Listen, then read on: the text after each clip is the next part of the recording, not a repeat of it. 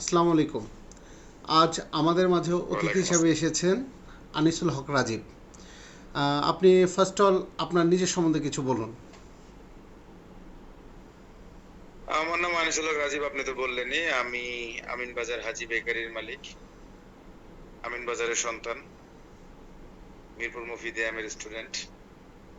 আর এই তো পরিচয়তেই। যাই হোক, এখন দেশ সম্বন্ধে আপনার অভিজ্ঞতা আমাদের কাছে শেয়ার করবেন, বাট আমরা অতীতের গল্প সবাই জানি। আমরা এখন জানতে চাচ্ছি আগামীতে ভবিষ্যতে কেমন বাংলাদেশ আপনি চান, কেমন আমিন বাজার চান, কেমন আম, বিদ্যালয় চান। সব কিছু নিয়ে আপনি ছোট ছোট করে আমাদেরকে যদি উত্তর দেন আমরা উপকৃত হব। একসাথে অনেকগুলো হইলো, কোনটা থেকে শুরু করবো বলেন? যেটা আপনার খুশি। প্রথম স্কুল থেকে শুরু করি। ওকে। ছোটটা দিয়ে আগে শুরু করি। আমাদের প্রাণের school Mirpur Mofide Aam school and college. এখানে আমরা দীর্ঘ সময় লেখাপড়া করেছি, আজকে থেকে প্রায় 24-25 বছর আগে। তো তখন আমাদের যে পরিবেশটা ছিল, আমি এখন সেই পরিবেশটা পাচ্ছি না খুঁজে। যেহেতু এই বাজারে আমি বিজনেস করি, এখনকার কারিকুলাম কেমন আমার কাছে ভালো লাগে না। বাচ্চারা ঠিক মতো পড়াশোনা সম্বন্ধে কিছু বোঝে না, বা বুঝলেও পড়ালেখায় কোনো মান দেখতেছি না চোখে। যারা ভবিষ্যতে কি করবে এটা নিয়ে খুব হতাশ। আর আমাদের স্কুলের ব্যাপারে কি বলবো, নিজের স্কুল উপর দিকে থুতু ফেললে নিজের দিকেই পড়ে। তো এখানে অনেক সংস্কার দরকার। আমিনবাজার স্কুলটা সিদ্ধান্ত স্কুলের থেকেও পুরনো, অনেক পুরনো স্কুল। আমার জানা মতে 1905 সালে এই স্কুলটা এস্টাবলিশড হয়। তো এই স্কুলটা যে সুনাম হওয়ার কথা ছিল, অতটুকু সুনাম পায় নাই। 2-4 জন টিচাররা ভালো টিচার আমি দেখতেছি না। এই স্কুলে এত ঐতিহ্যবাহী একটা স্কুল, এই স্কুলের নামে মানুষ চিনবে, এই স্কুলের বদনামে মানুষ চিনে। এই স্কুলের কোনো মাঠও নাই, মাঠ থাকলেও এটা প্রায় 3-4 কিলোমিটার দূরে যেতে হয় বাচ্চাদের। আর ওইখানে খেলার কোনো পরিবেশও নেই। তো যারা স্কুল কমিটিতে আছে, এখন হয়তো কমিটিটা নাই, যারা ছিল, স্কুলের প্রিন্সিপাল আছে বা এলাকার যারা আহ গণ্যমান্য ব্যক্তিবর্গ আছে, যারা ভবিষ্যৎ চেয়ারম্যান বা উপজেলা চেয়ারম্যান এমপি হবেন, সবার উচিত আমাদের স্কুলটাকে নজরে আনা। এবং আমাদেরও উচিত, আমাদের যে সার্কেল, আমরা যে সার্কেল বিলং করছি এতদিন, আমরা যেখান থেকে আহ পড়ালেখা করে আসছি, আমরা আমাদের স্যারদেরকে এখনো সম্মান করি। আপনি হয়তো জানবেন, আমরা আমাদের স্যারদেরকে এখনো আমরা ডাকি, কোনো কোথাও গেলে আমরা তাদেরকে সম্মান করার চেষ্টা করি। কিন্তু আমাদের ছেলে মেয়েরা খুব যে সম্মান করে আমার মনে হয় না। উচিত না এটা আর কি। তো স্কুলের কাছে অনেক আশা, ভালো ভালো টিচার আসুক, ভালো ভালো স্টুডেন্ট হোক, রেজাল্ট ভালো হোক, পড়ালেখার মান ভালো হোক, ন্যূনতম একটা ভালো পরিবেশ হোক স্কুলে। একদম রোডের সাথে স্কুল, সেটাও কোনো ব্যাপার না, বাট একটু পরিবেশটা ভালো হওয়া দরকার। এই হচ্ছে স্কুল সম্বন্ধে আমার ওপিনিয়ন। আর সেকেন্ড হচ্ছে আমিন বাজার। রাইট। আমাদের আমাদের আমিন বাজারটা অ্যাকচুয়ালি, এটাকে বলা চলে বাতির নিচে অন্ধকার। আপনি কি একমত হবেন কিনা জানি না আমি, আমার কথায়। একদম ঢাকা শহর প্রাণ কেন্দ্র, এর ঠিক কোল ঘেঁষে আমরা সকল সুবিধা ভোগ করি আমরা, কিন্তু ধানমন্ডি, গুলশান, বনানী এইসব এলাকার সুবিধা ভোগ করি আমরা। কেউ ছোটবেলা থেকে কিন্তু সাভারে যাই নাই কখনো শপিং করতে। লিস্ট মিরপুরে গেছি, এটা চা খাইতে গেলেও মিরপুর 1 নাম্বার যাই, এটা কফি খাইতে গেলে স্টেডিয়াম মার্কেট যাই, ধানমন্ডিতে যাই, গুলশান যাই। বাট আমিন বাজারে কিন্তু আমাদের বসার মতো কোনো পরিবেশ নেই। আমিন বাজারের ছেলে মেয়েরা একটু বড় হলেই ইফটিজিং এর শিকার হয় মেয়েরা, ছেলেরা শিকার হয় ফ্যান্সি ডিলের। আবার যদিও আমার এলাকা, আমার জন্মস্থান, তারপর আমি বলতে বাধ্য হচ্ছি। আমি তেজগাঁ কলেজের স্টুডেন্ট, আমি যখন কলেজ থেকে আসতাম, আমিন বাজারে অনেক মাদক ব্যবসায়ী আমাকে চিনতো না। আমি একটু আমিন বাজারে কম মিশতাম। তো আমি বাস থেকে নামলে আমাকে বলতো মামা লাগবে। ওই যুগটা আমরা সেটা পার তো করে আসছি। অতীত ছিল, আমরা এখন কথা আহ, বলতে চাচ্ছি কেমন এলাকাটা চাই। সেটাই সেটাই আগে একটু অতীত না বললে তো আমাদের এলাকার ভবিষ্যৎ নিয়ে কথা বলা না, যাবে না। সেটা হয়তো সবারই। তো আমিন বাজারের জন্য তো অনেক আশা আছে আমাদের, আমরা চাই আমিন বাজারটা অনেক সুন্দর হোক, বাতির পাশে বাতি হোক, এটাই চাই। সেই পাওয়ারফুল বাতিটা বাতির সাথে কেমন, আরেকটা মানে পাওয়ারফুল বাতি। স্পেসিফিক কোনো ইয়া আছে কিনা, ওপিনিয়ন আছে কিনা এমন হতে পারে? আমরা যেমন মফস্বল শহর, তাই না? আমরা কিন্তু একদম অজপাড়া গা না। আমাদের যদিও ইউনিয়ন পরিষদ, গ্রাম, এগুলো আমরা আমাদের অ্যাড্রেসে লিখতে হয় যে ইউনিয়ন আমিনবাজার, গ্রাম হিজলা, বেগুনবাড়ি, বরদেশি, এইসব লিখতে হয়।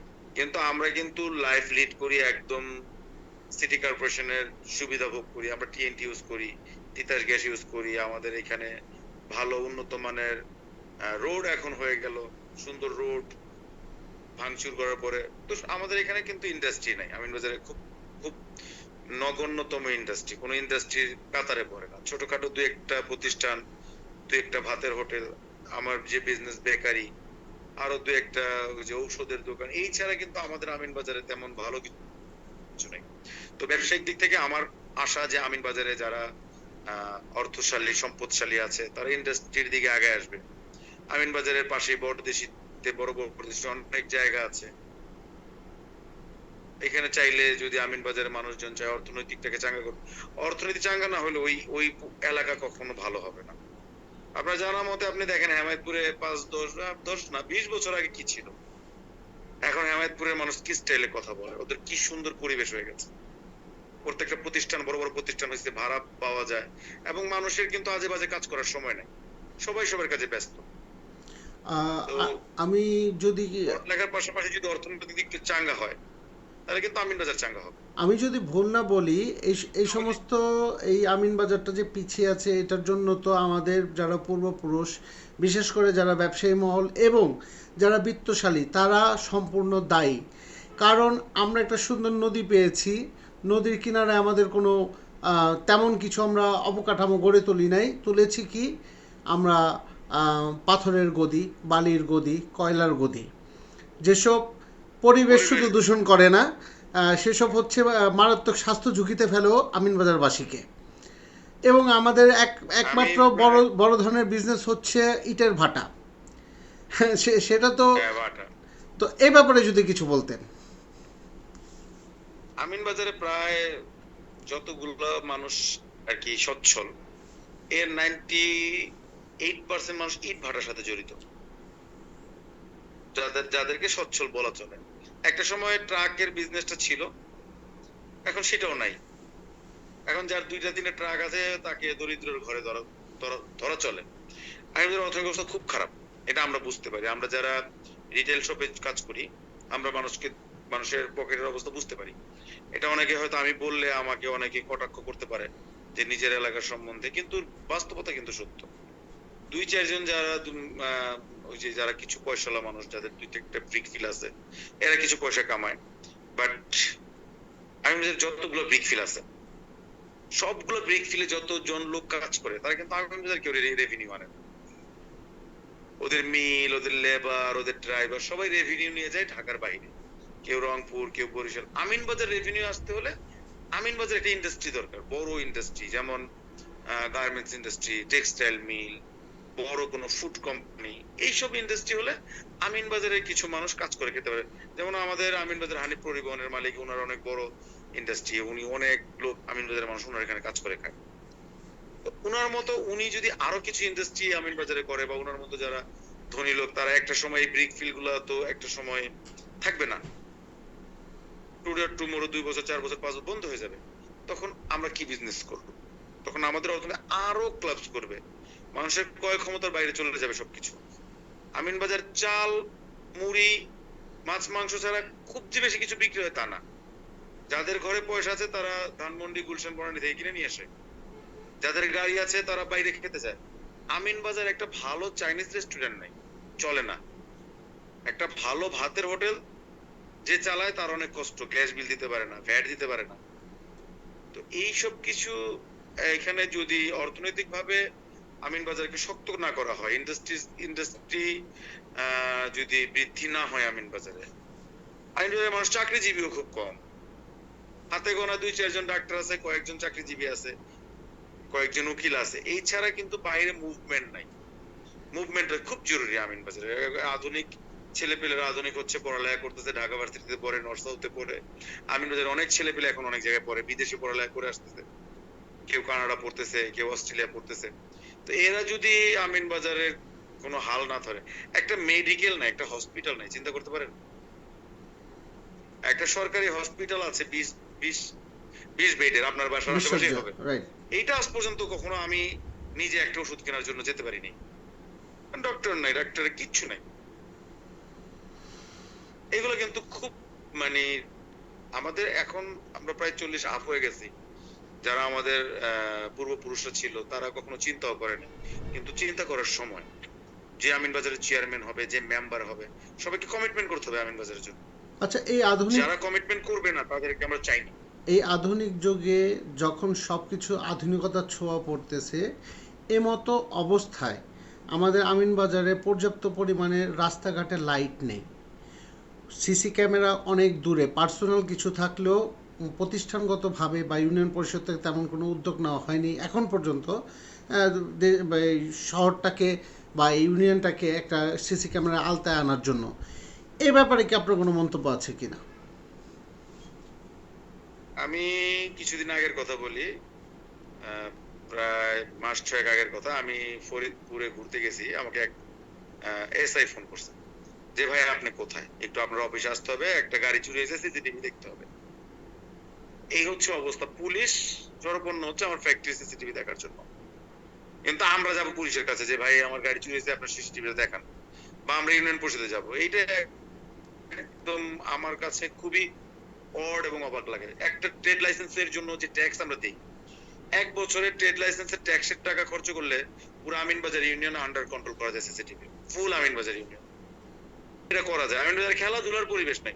সবচেয়ে বড় কষ্ট হচ্ছে আমরা ছোটবেলায় খেলতে গেলে বাবা মা আমাদের গালি দিত, তোমরা সন্ধ্যায় বাসায় ফিরো না কেন। আর এখন আমরা বাচ্চাদের গালি দিই, তোমরা বাইরে যাও না কেন। ওরা বলে যাবো কোথায়? না, সংকট সবসময় 24 ছিল, ঘন্টা কম্পিউটার, 24 অতীতেও ঘন্টা সংকট ছিল, বর্তমানেও থাকবে, এটাই স্বাভাবিক। আচ্ছা, আমরা কথা বড় না তারপরে তো করি। আমরা কিছু মাঠ পেয়েছি, কিন্তু এখন তো কোনো রাস্তাই আমরা নেই, উপায় আমরা নেই। অ্যাকচুয়ালি মাঠ বলতে যেটা বুঝি, আমরা কখনোই একটা ওয়েল সেট আপ মাঠ পাইনি। কারণ যদি মাঠ না, না, বলতেই হয়, কখনোই পাই না। হ্যাঁ, মাঠ যদি বলতে হয়, সেটা আমরা খেলাধুলো করে বড় হয়েছি মূলত ইটের ভাটার পটগুলোতে, যেটা আমাদের জন্য হয়তো ভালো ছিল না। হ্যাঁ, তো যাই হোক, এখন আমরা আমিনবাজারের আপনি থেকে দেখেন, একটু বাইরে যাই, আমাদের দেশ এখান থেকে নিয়ে জাতীয় দলের দেশ player নিয়ে কিন্তু কিছু কথা বলি। আরাফাত সানি হুম। আরাফাত সানি আমিনবাজার থেকে আমাদের উঠে আসা ছেলে, বাট বেরিয়েছে। আরাফাত সানির জন্য তার মা যে এফোর্টটা দিয়েছে, আমিনবাজারবাসী সবাই তা এক বাক্যে স্বীকার করবেন, এরকম মা সবাই পায় না। অবশ্যই, অবশ্যই। আর আর তাছাড়াও ইটের ভাড়ায় গেলে কিন্তু আরাফাত সানি বের হইতো না। না, রাইট, উনি ওই রকম, এখানে আরো কয়েকটা উনি ছেলেপেলে প্রশিক্ষণ আছে, পেয়েছেন। আমাদের এলাকার যে এনাম আছে, ও বের হইতে পারতো, আরো ভালো ভালো খেলোয়াড় ছিল, ওরা যদি সহযোগিতা পাইতো বের হইতে পারতো। রাইট, তো জাতীয় দলে আমাদের আরো সন্তানরা থাকতো। রাইট। আচ্ছা, এই পর্যায়ে আমরা চলে এদেরকে আসি। চিনতো মানুষ। আপনি কেমন দেশ আশা করছেন ভবিষ্যতে এবং কেমন দেশ দেখতে চান? দেশ আসলে এই বিষয়টা অনেক বড় আমার এবং জটিল। ঘরটাই তো আমার ঘরটাই তো আমার দেশ, আমার গ্রামটাই আমার দেশ, আমার ইউনিয়নটাই আমার দেশ, আমার থানাটাই আমার দেশ।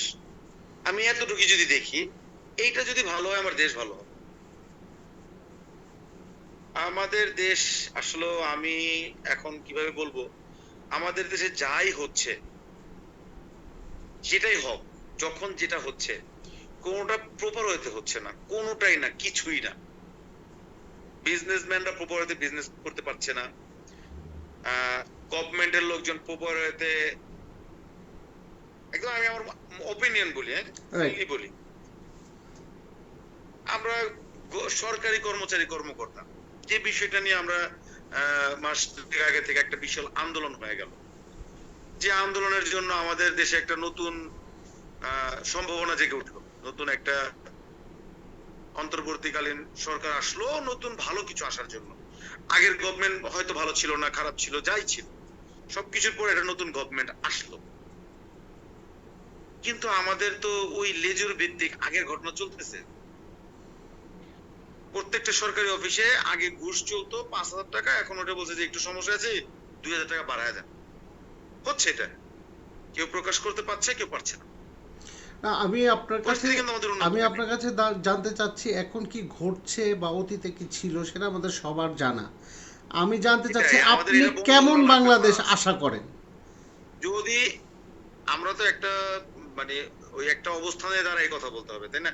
আমি কেমন বাংলাদেশ চাই? আমি যদি বলি আমি বাংলাদেশটাকে চাই সুইজারল্যান্ডের মতো, সম্ভব না, পসিবল না।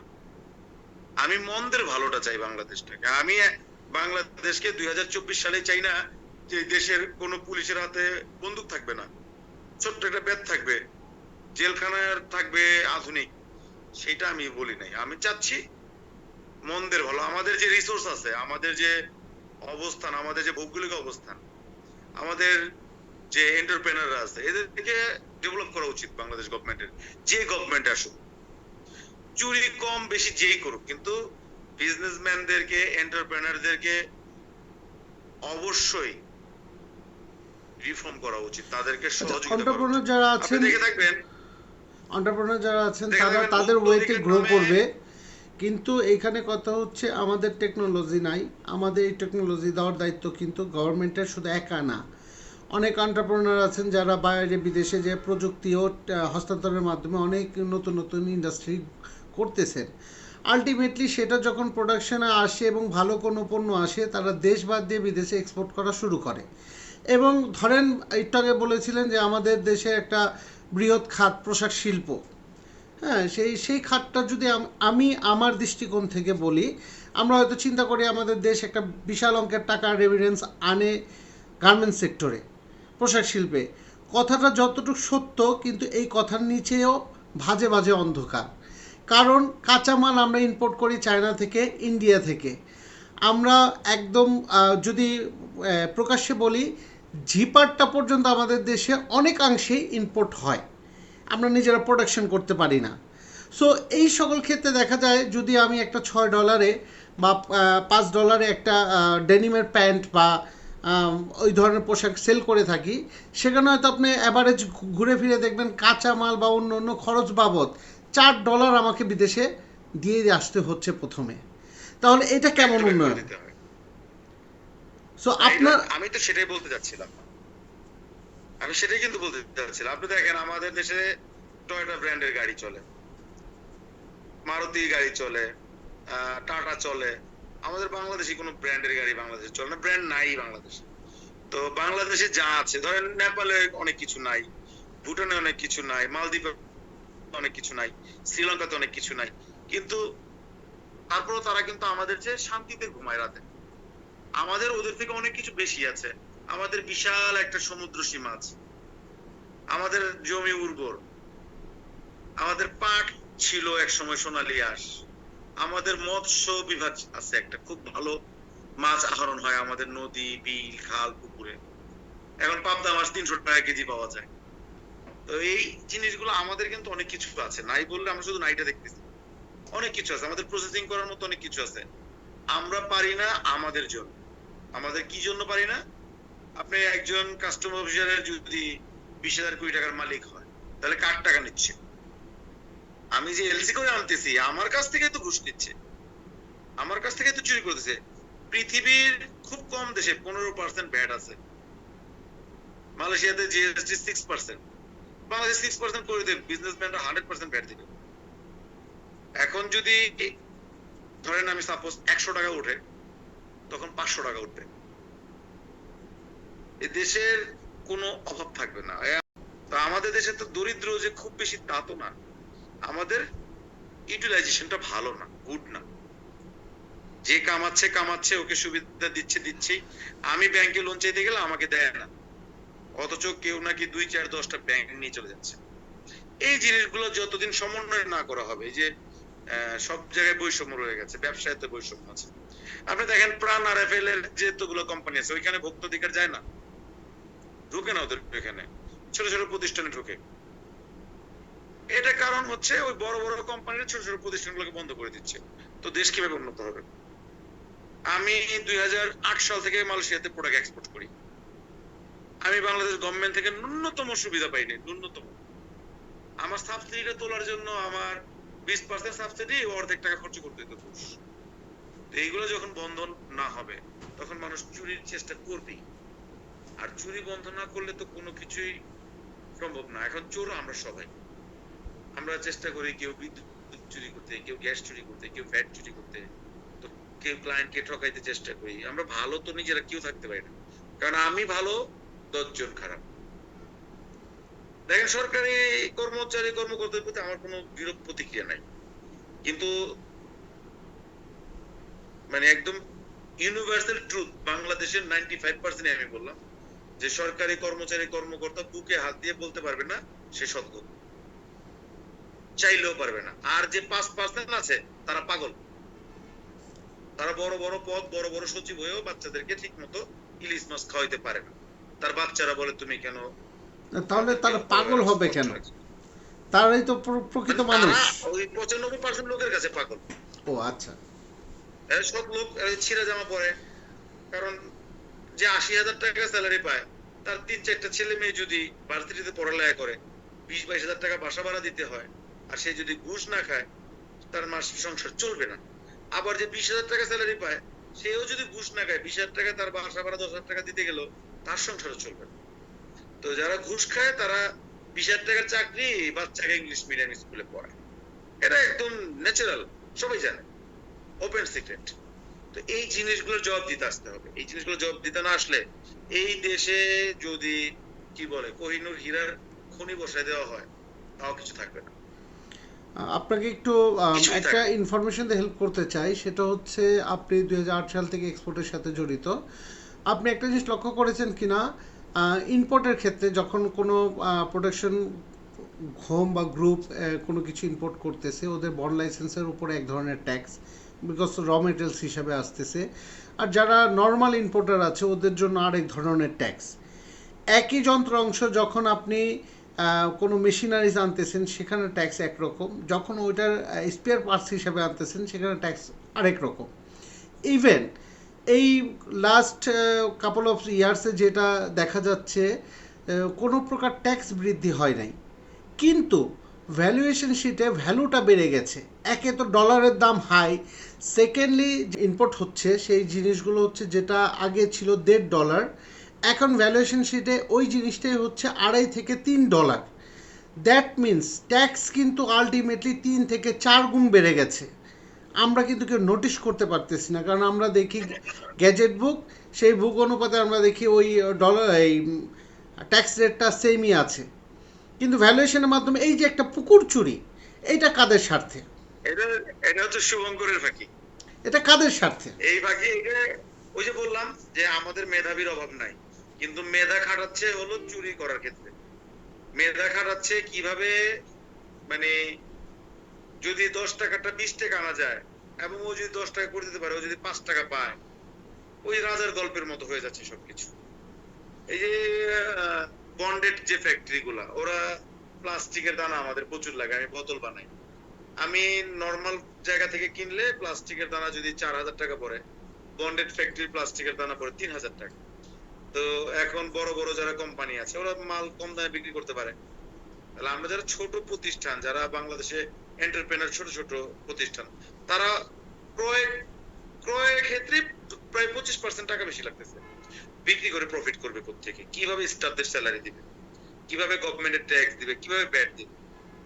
তো সবার কাছে সমান নীতি যদি গভর্নমেন্ট করে দেয় যে তুমি এই বিজনেস করছো, তোমার এইটা স্ট্রাকচার, তুমি এইটা করো, এটা হোক 1 টন হোক 1,000 টন, রাইট। দেন কিন্তু জিনিসটা স্বচ্ছ হবে, কোয়ালিটি ভালো করা যাবে, কম্পিটিশন ভালো করা যাবে, সিন্ডিকেট বন্ধ হয়ে যাবে। তখন এখন কয়েকটা গ্রুপ চিনি আনতেছে, তখন আমিও চিনি আনতে পারবো। আমার যদি 4,000 টাকা পরে, আমি 4,200 টাকা বিক্রি করতে পারবো, আমি 6,000 জন্য বসে থাকবো না। এখন সিন্ডিকেট, তাদের টাকার অভাব নাই, কোটি কোটি টাকার চিনি আনছে, বেচবো না, কিন্তু আমার তো বিক্রি করতে হবে আমি যদি আনতাম। তো এই সিন্ডিকেট গুলো বন্ধ না হলে এই দেশকে ডেভেলপ করা পসিবল না। এখন ক্ষমতায় যে আসুক তাদের ভাগ্য পরিবর্তন হবে, হোক আওয়ামী লীগ, হোক বিএনপি, হোক জামায়াত ইসলাম, হোক XYZ, যেই হোক, ভাগ্য শুধু তাদের বদল হবে। সাধারণ জনগণ 18 কোটি মানুষের তো আর 17.5 কোটি মানুষই তো সাধারণ জনগণ। 50 লাখও তো আমার মনে হয় না রাজনীতিবিদ হবে বাংলাদেশে। যাই হোক, সংখ্যাটা যাই হোক, রাজনীতিবিদদের কথা আমরা নাই বলি, কারণ তারা আর অ্যাকচুয়ালি কত রাজনীতিবিদ, আমি একদম তারা কোনো একটা অ্যাকচুয়ালি দলকে বলতেছি না। তারা অ্যাকচুয়ালি আমি যা দেখেছি, আমি খুব গভীরভাবে তাদেরকে একটা জিনিস পর্যবেক্ষণ করি, তারা সব সময় গরিব মানুষের জন্য কথা বলে, কিন্তু গরিব মানুষের ভাগ্য বদল না হলেও তাদের ভাগ্যটা একটা সময় বদল হয়ে যায়। এটাই বাংলাদেশের রাজনীতি। না, কখনোই হয় না বলে। আমি খুব কম মানুষকে দেখছি যে রিক্সা থেকে সিএনজি চালক হয়েছে, খুব কম মানুষকে দেখছি, খুব কম, যে আগে রিক্সা চালাইতো এখন সিএনজি চালায়। এটা নাই, কারণ কেন নাই? ও যা আয় করে তার চেয়ে বেশি ওর ব্যয়, ওর র্যাট রেসে পড়ে যাচ্ছে সবসময়।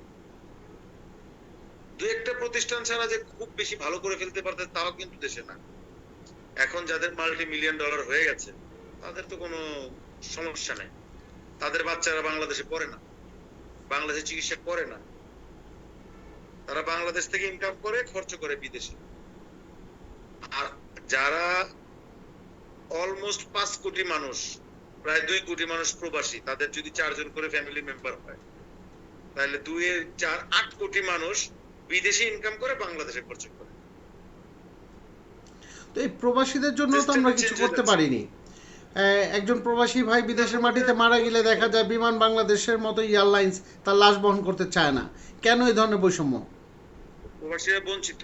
এটাই শুধু এয়ারলাইন্স এর কথা না, এয়ারপোর্ট থেকে শুরু করে, টয়লেট ক্লিনার থেকে শুরু করে, দোকান, হোটেল, রেস্টুরেন্ট, ড্রাইভার, হেল্পার, কোনা কাঞ্চিতে ঝাড়ুদার সব বাংলাদেশ। বাংলা কথা মালয়েশিয়াতে সেকেন্ড সেকেন্ড ল্যাঙ্গুয়েজ, কিন্তু মালয়েশিয়া কত উন্নত, আমরা কত অনুন্নত। বাংলাদেশ এখনো ওদেরকে মানুষ যতটুকু যা মূল্যায়ন কিছু করে। আছে তার পেছনে অবদান যে প্রবাসী ভাইদের, এটা অস্বীকার করা যায় না। কিন্তু আমি আমি কখনোই বলতেছি না। তাদের বঞ্চনা বিদেশের মাটিতে ভিন্ন জিনিস, কিন্তু দেশের মাটিতে যখন বঞ্চনা হয়, একজন প্রবাসী ভাইয়ের তারা বিদেশে একজন প্রবাসী ভাইয়ের সারা এত জীবনে কষ্ট কষ্টে করে কেনা পয়সা টাকা, কামায় দেশে পাঠায়। একটা জমি, সেই জমি যখন বেদখল হয়ে যায় তার না থাকার কারণে, অথবা আরএসবিএস রেকর্ডে তার নাম থাকে না, তো এগুলো কি দুঃখজনক না? সে শুধু তাদের জন্য না, সাধারণ জনগণ যারা আছে। আমি ভুক্তভোগী, আমার বাবার সম্পত্তি, আমার দাদার সম্পত্তি, 102 বছরের ইতিহাস, এই সম্পত্তি আমার রেকর্ড করতে গিয়ে টাকা দিতে হয়েছে। তো এর জন্য আলটিমেটলি এবং দায়ী বলে কে? দিতে হবে, কোনো রাস্তা নাই। না, এর জন্য আলটিমেটলি দায়ী কে? আলটিমেটলি দায়ী আমরা, আমাদের সিস্টেম। সিস্টেম বদলানোর জন্য আপনার কি পরামর্শ থাকবে? বদলানোর জন্য আসলে যে বললাম, আমাদের সোনার দেশ এত তাড়াতাড়ি হবে না, শুরু করতে হবে বদল। সেই শুরুটা কিভাবে হবে? স্পেসিফিক এইভাবে করা উচিত। শুরু করতে হবে, নতুনকে করতে হবে। স্পেসিফিক দেখেন, আমাদের এখানে যারা সরকার প্রধান থাকে তাদের সবার বয়স 60 আপ হয়ে যায়। 60-র নিচে সরকার প্রধান, আপনি ওই যে ফ্রান্সের প্রেসিডেন্ট ম্যাক্রোর মতো প্রেসিডেন্ট বাংলাদেশে একটাও দেখেননি, জাস্টিন ট্রুডোর মতো প্রেসিডেন্ট একটাও দেখেননি বাংলাদেশে। বাংলাদেশ প্রেসিডেন্ট জিল্লুর রহমান মৃত্যুর আগে হয়েছে, আব্দুল হামিদ মৃত্যুর আগে হয়েছে, ওই যে বর্তমান শাহাবুদ্দিন সাহেব মৃত্যুর আগে। সাবেক প্রধানমন্ত্রীর বয়স ছিল প্রায় 78-79, উনি অনেকদিন ধরে প্রধানমন্ত্রী ছিল। বর্তমান প্রধান উপদেষ্টার বয়স 84। এখানে কি 45-50 ইয়ার্স এর প্রধানমন্ত্রী করা যেত না? ড্যাম স্মার্ট, আধুনিক করা যেত না? কিন্তু যে মালয়েশিয়ার কথা বললেন সেই মালয়েশিয়ার প্রধানমন্ত্রী মাহাথির বিন মোহাম্মদ, উনি কিন্তু 95 years old. Mahathir Mohamad Malaysia এখন, হ্যাঁ, মাহাথির মোহাম্মদের 100+। বাট তার কার্যক্রম কেমন ছিল? সে একটা ক্ষমতায় ছিল, তার ফুল ক্যাবিনেট ছিল অনেক ইয়াং। আপনি জানেন কি না আমি জানি না, টু মাচ ইয়াং।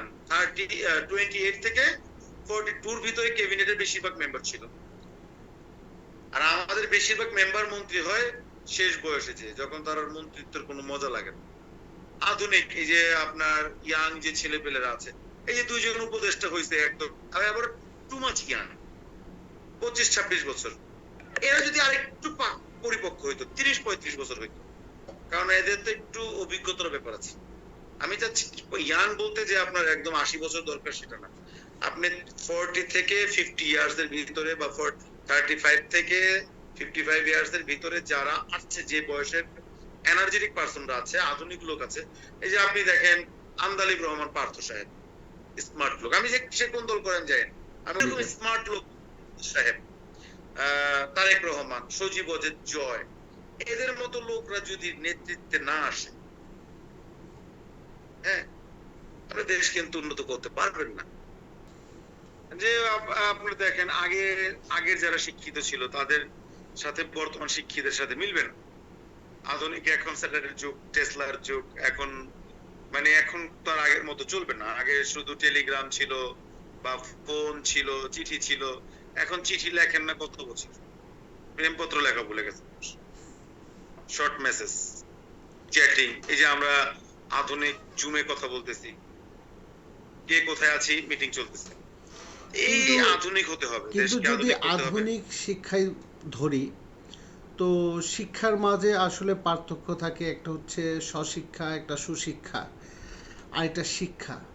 তো এই তিনটার মধ্যে আসলে আমরা কোন জায়গায় শিক্ষিত? কারণ এই যত প্রকার অপকর্ম বাংলাদেশের সাথে জড়িত সব আমার দৃষ্টিকোণ থেকে হাইলি কোয়ালিফাইড মানুষগুলো, তো তারা কি শিখেছে? তিনটাই দরকার। নাম্বার ওয়ান, শিক্ষা। প্রাথমিক শিক্ষা না হইলে ও নামও লিখতে পারবে না, ক্যালকুলেটর চালাতে পারবে না, কম্পিউটার ধরতে পারবে না, মেইল করতে পারবে না। নাম্বার দুই, স্বশিক্ষা, নিজেকে ডেভেলপ করতে হবে। স্বশিক্ষিত না হলে একটা লোক ইন্টার দিবে, ক্লাস 5 পর্যন্ত পড়লে তো নাম লিখতে পারে, চিঠি পড়তে পারে, বা ভালো ছাত্র 10-এ ইংলিশ অনারেবল বলতে পারে। তো ইন্টার করতে হবে, ডিগ্রি করতে হবে, কেউ এমবিএ করবে, কেউ বিবিএ করবে, কেউ মাস্টার্স করবে, কেউ পিএইচডি করবে। স্বশিক্ষা। আর সবকিছুর ভিতরে ইথিক্স ঠিক রাখা লাগবে, ওইটা হচ্ছে সুশিক্ষা। শিক্ষা কিন্তু তিনটাই দরকার। তিনটা ছাড়া কখনো শিক্ষা পূর্ণ মর্যাদা পাবে না। প্রথমে আক্ষরিক জ্ঞান লাগবে, এই তারপরে এই নিজেকে তিনটা ডেভেলপ করতে জিনিসকে হবে। একত্রিত করার জন্য আপনার কি অ্যাডভাইস থাকবে? প্রথম কারণ হচ্ছে সুশিক্ষা সাধারণত মানুষকে দেয়া যায় না। ইথিক্সটা যার যার ব্যক্তিগত ব্যাপার। প্রথমে হচ্ছে আমরা কেন সুশিক্ষা থেকে স্বশিক্ষায় চলে যাচ্ছি এটা জানতে হবে। আমরা প্রথমেই যে জবটার জন্য যাচ্ছি, একটা পুলিশের চাকরি নেওয়ার জন্য 20 লাখ টাকা ঘুষ দিচ্ছি। প্রথম চিন্তা করি 20 লাখ টাকা তুলবো, কিন্তু 20 লাখ টাকা তুলতে তুলতে আমরা এই গেমে পড়ে যাই, এই খেলায় পড়ে যাই, জুয়ায় পড়ে যাই। আরে চাইলেই তো পাওয়া যায় দেশে। আমাদের এখানে ইয়েস স্যার প্রথা চলে আসছে, ক্যান্সার প্রথা নাই। যেদিন আমরা ক্যান্সার বলতে পারবো, কেন স্যার, আমি একটা সুপারকে, একটা ইন্সপেক্টরকে যে ঘুষ চাইলেন, কেন চাইলেন স্যার, এটা যেদিন বলতে পারবো, ওই দিন আর আমার ওই চাকরি নিতে ঘুষ লাগবে না। আর চাকরি নিতে ঘুষ না লাগলে প্রাইমারি ইনভেস্টমেন্ট বেশি হয়ে যাচ্ছে ভাই। আপনি একটা ভেকো আনছেন চায়না থেকে, বা একটা পার্স আনছেন, ডলারের দাম 125 টাকা, আপনি $100 আনছেন, 12,500 পড়ে গেছে। আবার 12,500 ট্যাক্স দিচ্ছেন, 25,000, 5,000 টাকা মার্জিন নিচ্ছেন, তাহলে 30,000 বিক্রি করবেন। যদি আপনার ডলার দাম 80 টাকা থাকতো, তাহলে আপনি 8,000, 8,000, 16,000 বিক্রি করতেন 20,000। না, সেই সংকট তাই না? সবার জন্যই। সেই সংকট এই জন্যই তো আমাদের হচ্ছে। ডলার সংকট কারণেই কিন্তু ডলার দাম বৃদ্ধি। আর সেটা তো আমাদের এক ধরনের ব্যর্থতা ছিল, সেটা আমাদের স্বীকার করতে হবে এবং সবার মানতে হবে, সেটা সার্বজনীন সবার জন্যই। এখন বর্তমানে যেটা আছে সেটার থেকে বেরোনোর উপায় কি? এটা থেকে বের হওয়ার উপায় ওই যে প্রথম আমার তো একটাই কথা, আমি আমার ইথিক্সে মানে অটুট। সৎ হতে হবে ফার্স্ট, এবং আমি চুরি করবো তুমি সৎ হবে তা না, সৎ হলে সবার হতে হবে। প্রথমে কষ্ট হবে, 1 বছর, 2 বছর, 4 বছর, 5 বছর, অনেক কষ্ট হবে, মানুষের ব্যবসা বাণিজ্য বন্ধ হয়ে যাবে। যেমন ওই যে বললাম, শুধু ছোট প্রতিষ্ঠানেই মোবাইল কোড পরিচালনা করা যাবে না, বড় প্রতিষ্ঠানে করতে হবে। ভুল বড় প্রতিষ্ঠানও করে। শুধু গরিব মানুষকে চাপা যাবে না, ধনীকেও চাপতে হবে। ট্রিটমেন্ট আপনি 10 টাকার টিকিট দিয়ে শহরে যেতে ট্রিটমেন্টে গেছেন, আবার এই ডাক্তারকে আপনি 2,000 টাকা দিয়ে সন্ধ্যার পরে দেখাচ্ছেন। সমান সমান সমান নিয়ে আসতে হবে কিছু কিছু ক্ষেত্রে। তারপরে আপার ডাউন এগুলো থাকবেই। আমরা বাংলাদেশ গভর্নমেন্টকে ট্যাক্স পে করি, আমরা যে পরিমাণ ট্যাক্স গাড়ি চালায় পে করি, এই পরিমাণ পৃথিবীতে কেউ ট্যাক্স পে করে না। একটা 3,000 সিসি 2700 সিসির উপরে গাড়ির ট্যাক্স বছরে 1 লাখ টাকার উপরে।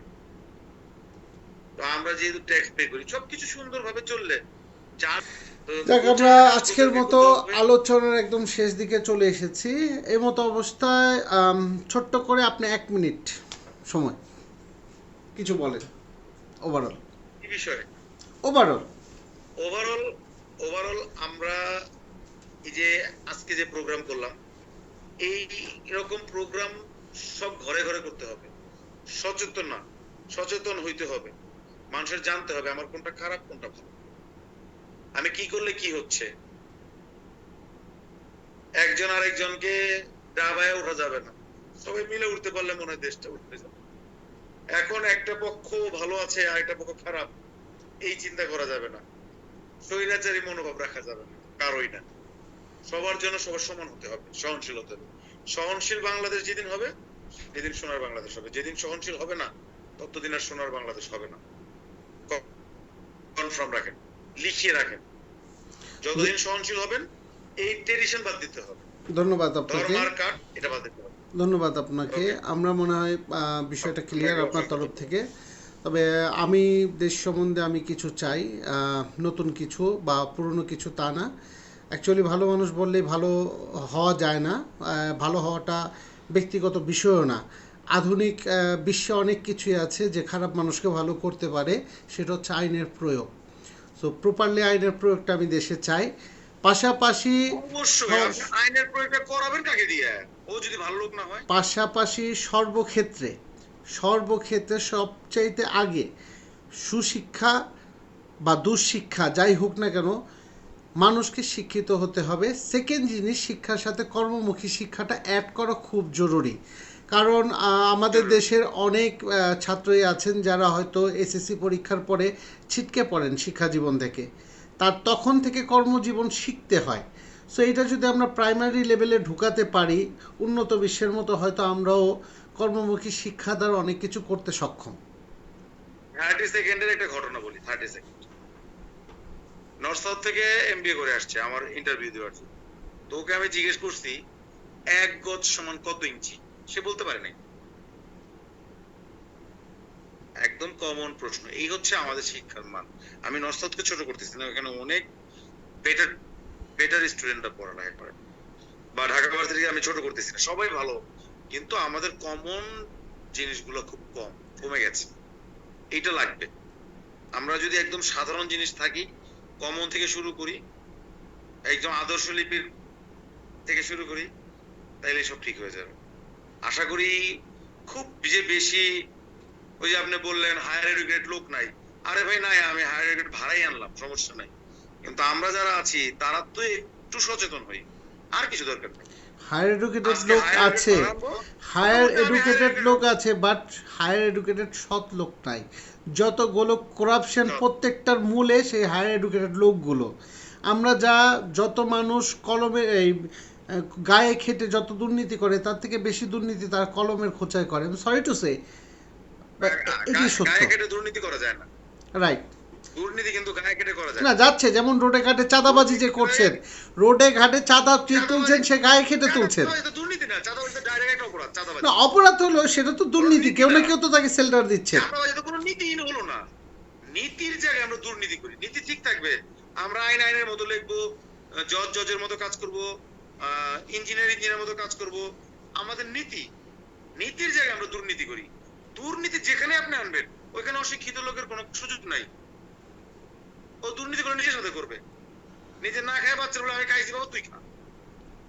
আপনার নীতি কিন্তু শিক্ষিত লোকরাই করে। এর জন্য শিক্ষা, স্বশিক্ষা এবং সুশিক্ষা তিনটার সংমিশ্রণ লাগবে। স্কিল ডেভেলপমেন্ট করতে হবে এবং ওইটাকে ভদ্রতার সাথে ডেলিভারি করতে হবে। তাছাড়া আর কোনোদিনও সম্ভব না এই দেশকে উন্নত করা, পসিবল না।